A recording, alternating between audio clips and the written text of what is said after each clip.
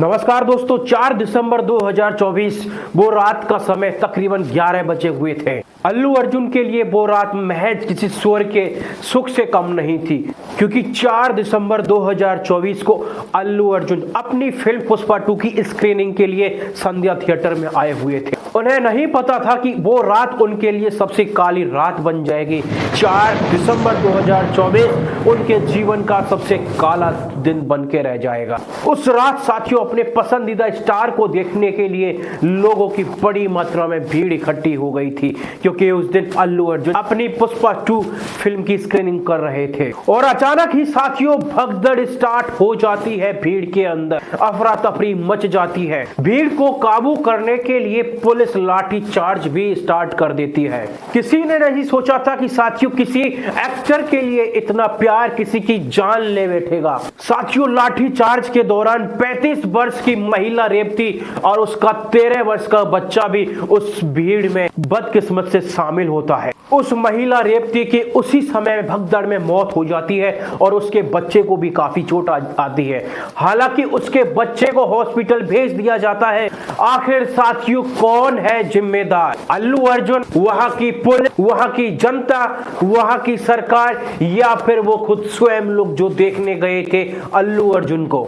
दीजिए इसका जवाब। आखिर कौन है इस चीज का जिम्मेदार? क्या लगता है आपको? हालांकि अल्लू अर्जुन रेवती के घर जाते हैं और अपना दुख प्रकट करते हैं वहां पर, और उस परिवार के लिए 25 लाख की मदद भी करते हैं। लेकिन सबसे बड़ा पुलिस अपनी नाकामी को छुपाने के लिए, अपनी लापरवाही को छुपाने के लिए उल्टा केस अल्लू अर्जुन पर कर देते हैं और अल्लू अर्जुन को गिरफ्तार कर लिया जाता है। बाद में साथियों अल्लू अर्जुन को नामपल्ली कोर्ट में पेश किया जाता है। हालांकि साथियों भ्रम ना देखिए, अल्लू अर्जुन की क्या गलती थी, क्योंकि वहां एक एज ए सेलिब्रिटी बन के वो गए थे। सेलिब्रिटी की जिम्मेदारी नहीं होती कि जनता की सुरक्षा की जाए, ये जिम्मेदारी थी पुलिस की, क्योंकि वहां सबको सूचना देके गए थे, पूरी व्यवस्थाएं थी। लेकिन ये लापरवाही हुई तो हुई क्यों? लेकिन अल्लू अर्जुन को किस तरीके से एक मर्डर के केस में झूठा जिस तरीके से पेश किया गया था, वो वाकई में एक शर्मनाक है। वकील सुरेश बाबू की एक वीडियो से पता चलता है कि अल्लू अर्जुन को 14 दिन की रिमांड के लिए भेज दिया जाता है। बड़ा ही दुख होता है इस बात को सुन के सारे फैंस के अंदर साथियों। हालांकि बाद में तेलंगाना हाई कोर्ट से अल्लू अर्जुन को जमानत मिल जाती है, लेकिन सवाल बहुत खड़े हो गए हैं इस बात को लेके। आखिर अल्लू अर्जुन पर इस तरीके के केस क्यों लगाए गए? आखिर कौन था जिम्मेदार? पुलिस उस जगह पे क्या कर रही थी? लाठी चार्ज इस तरीके से क्यों किया गया था?